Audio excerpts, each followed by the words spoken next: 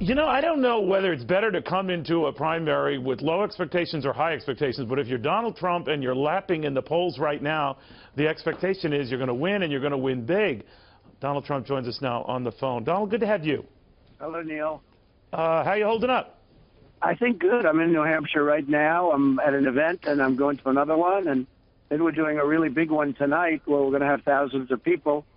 And that'll be pretty much it. And then tomorrow I'm going to be at the voters booth with everybody. I'll stop at about 5 different places. Will you really? Now, pressure's on. You're first in the polls. You've steadily been first in the polls. Do you have to win tomorrow? I don't think I have to win because I think I'll do very well in South Carolina, and I think we're going to do great in Nevada, et cetera, et cetera. But I'd like to win. I have a great relationship with the people of New Hampshire. I mean, we've had an incredible relationship. I've been here many times long before politics. And, you know, I hope we're going to do well. I just want to win. I mean, I know what the polls are saying, that we're quite a bit ahead. But honestly, I just want to win. Are you surprised that Jeb Bush has been coming after you to the degree he has? Many people say he, along with Governor Christie, Governor Kasich, benefited in this latest debate. They said you did as well, but that he has really been targeting you almost exclusively, that it's Governor Bush.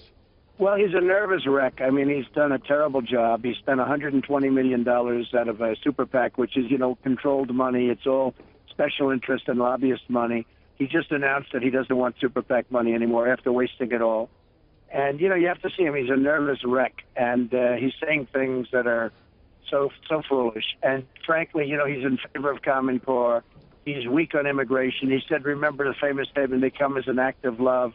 He thought that the Iraq war was a good thing. It took him 5 days to realize it wasn't. I mean, he's making a fool out of himself, and he says things that are just lies. He just said, you know, Marco Rubio is a dear, dear friend of his. He said that I, Donald Trump, am a totally gifted politician. I said, really, that's nice. I'm a gifted politician. I don't know if he meant that in a good way or a bad way, to be honest with you, but he's very, very unstable at this moment. It's a little bit sad to watch. And he won't use the name of his family in his last name. I mean, it would have been better off saying Jeb Bush. I mean, he's using the name Jeb with his exclamation point. But he did use his mother, and he has had his brother doing that. So it's not as if he's running away from that, right? Well, I think without the mother, I think he would have. I think it was sad, actually, what he was, you know, forced to do. But he's doing very, very poorly in the polls, and he's certainly the weakest of the governors. I know they're all trying to figure out who's going to beat Trump, and we'll get, you know, one of them. But he's certainly the weakest of the governors, and so we'll see what happens. I mean, no, you're right. We don't know. What if he emerged as the strongest of them? If he surged and took the second spot, would you? Well, I wouldn't mind. I wouldn't mind because the last thing this country needs is another Bush.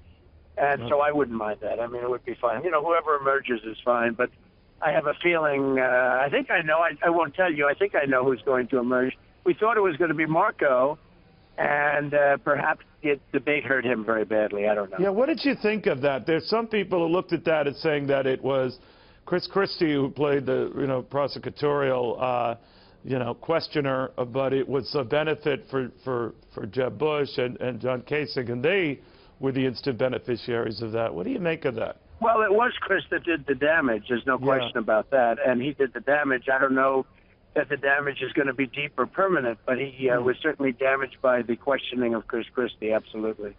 Let me ask you a little bit about this new talk. The Financial Times is reporting, Donald, that Michael Bloomberg is indeed seriously considering a presidential run. I guess what makes this latest development interesting is it's coming from Bloomberg himself.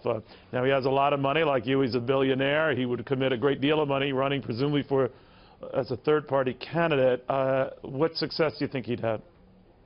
Well, I think that I'd love to see him run. I like Michael. You know, Michael, I've known him for a long time, and we've been friends, and I would love to see him run because I like the competition, and I think it would be a little bit hard for him to do very well, but you never know what's going to happen. It's called the world of politics. He's very, very weak on the Second Amendment.